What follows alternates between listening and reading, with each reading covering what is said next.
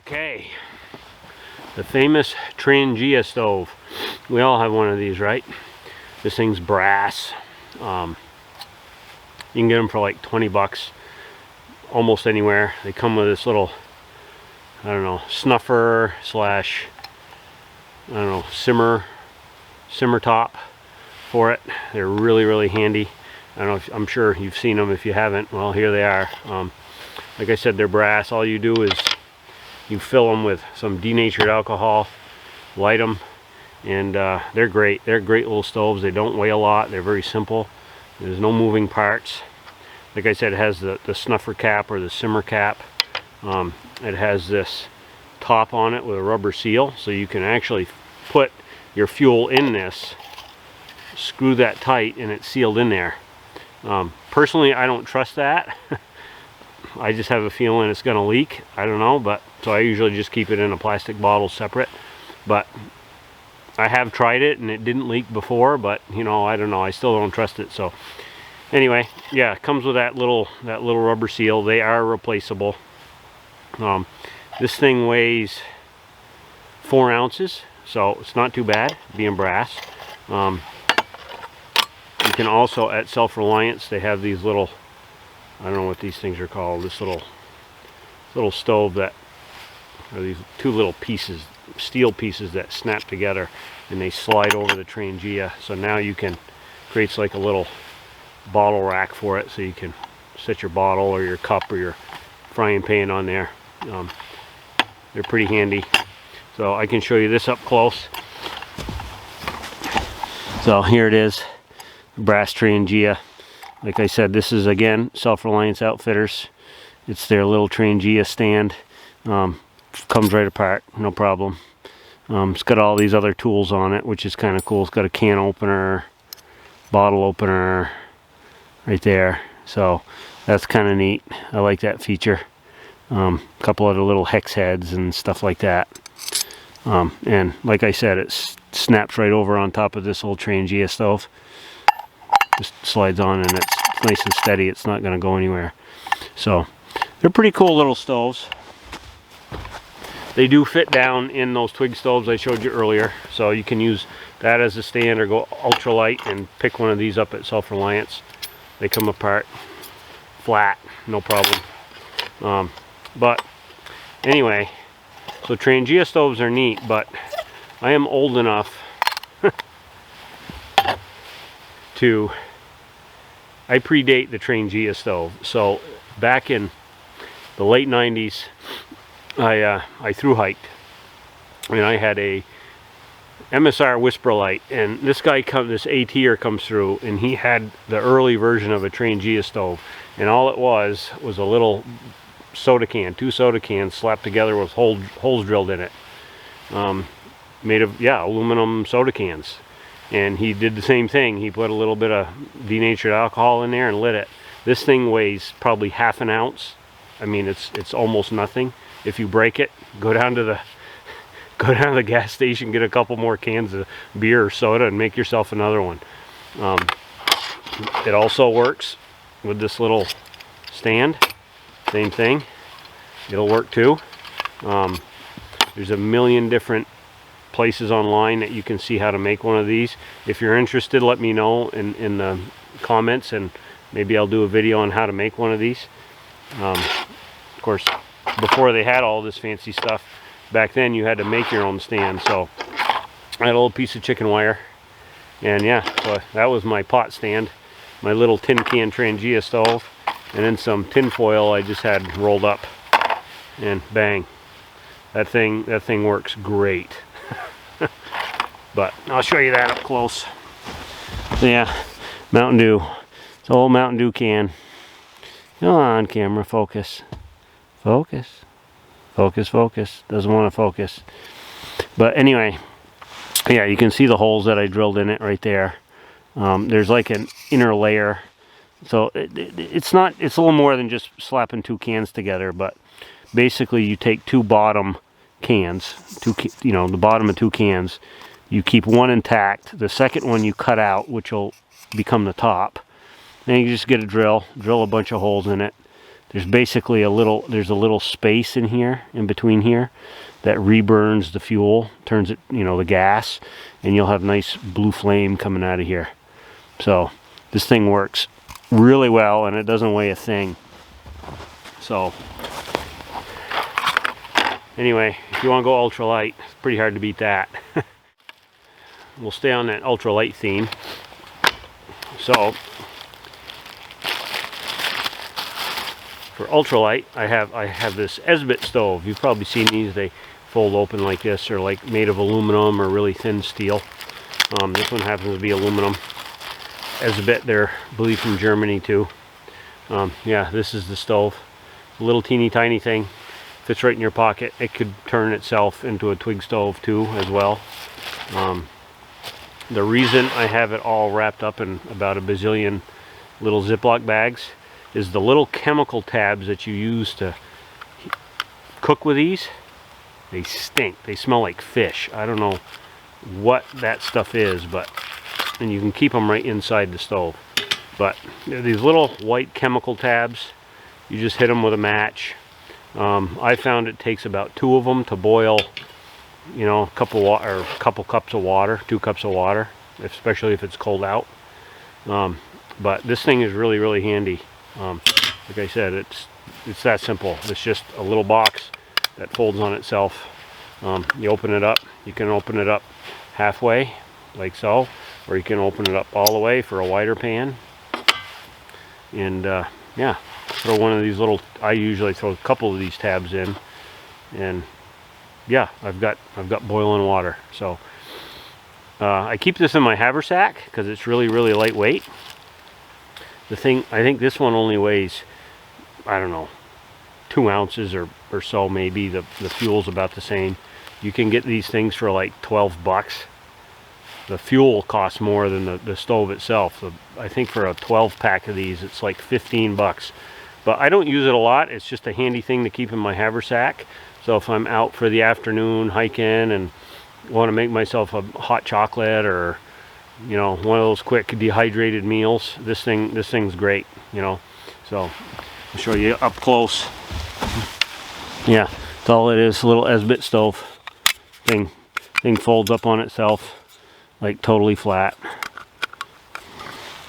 So that's all there is to it. It's like pocket size. Yeah, there it is. Part way open. Come on.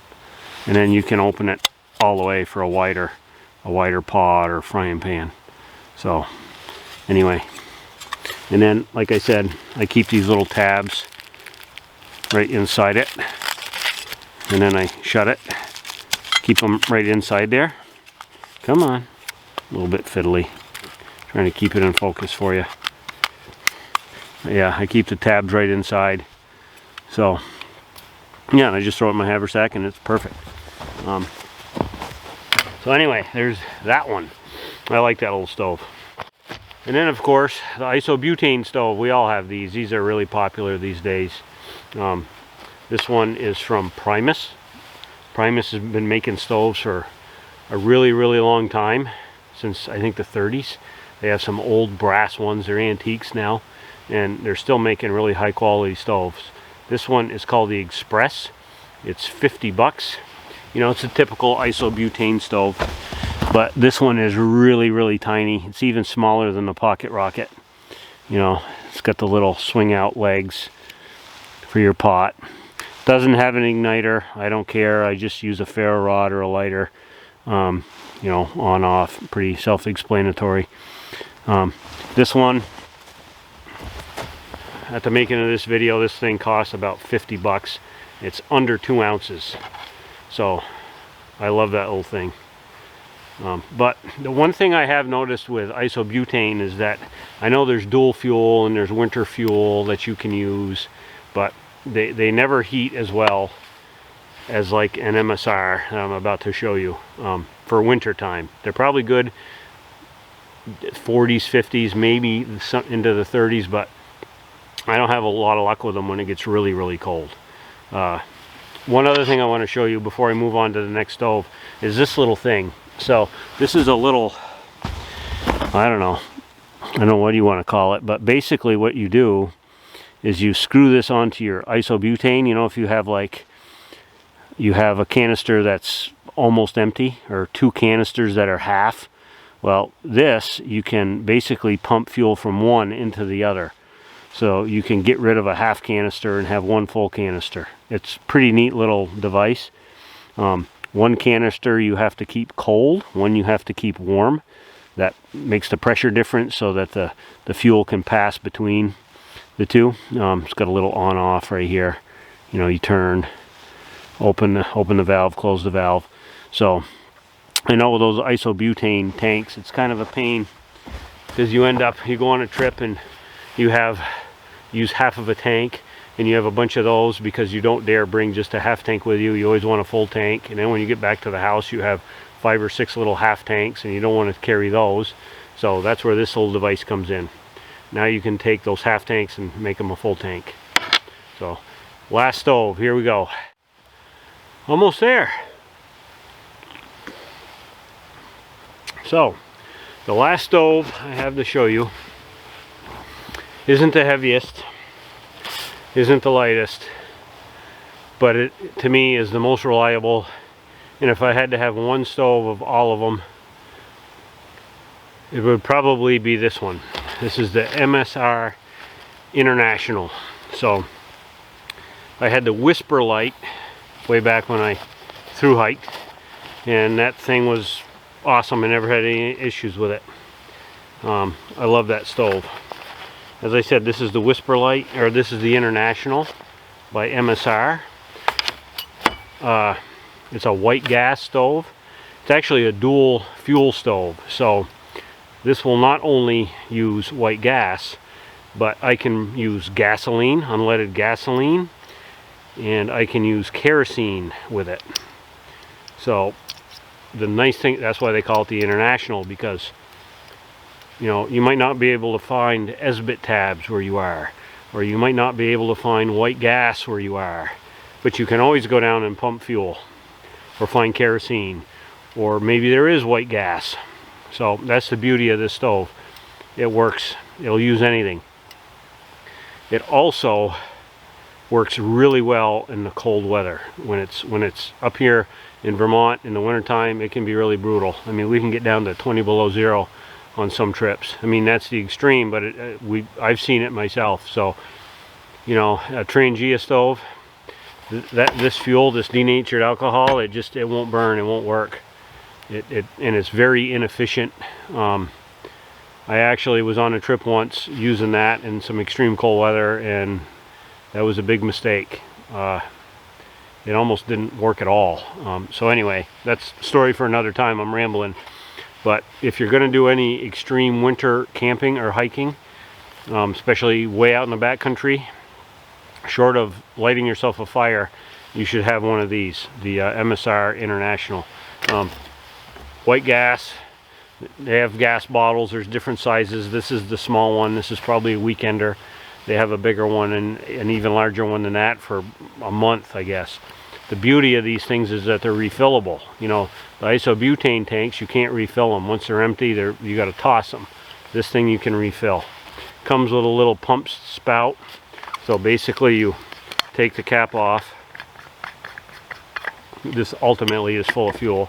You slide this in the top. Come on. Of course I can't do it while I'm on camera, right? So you slide that in. You screw the top on,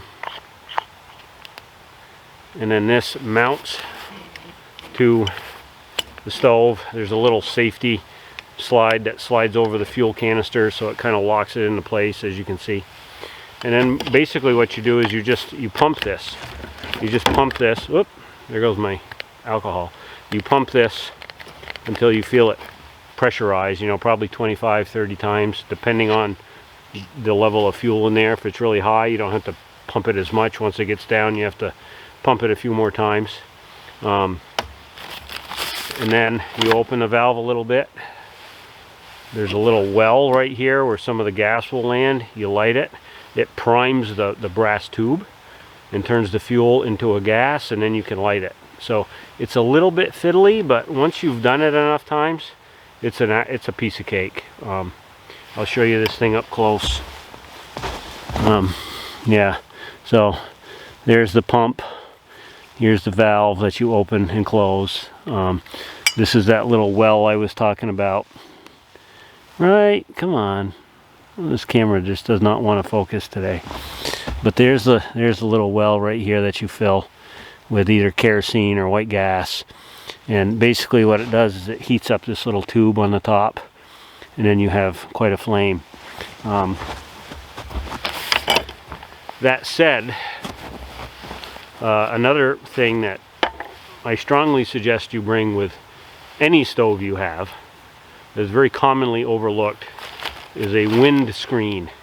I don't know how many times I've been out there and I dig out my stove, and I swear to God the wind is always blowing, unless you're in a tent, which you shouldn't be lighting a stove in a tent anyway.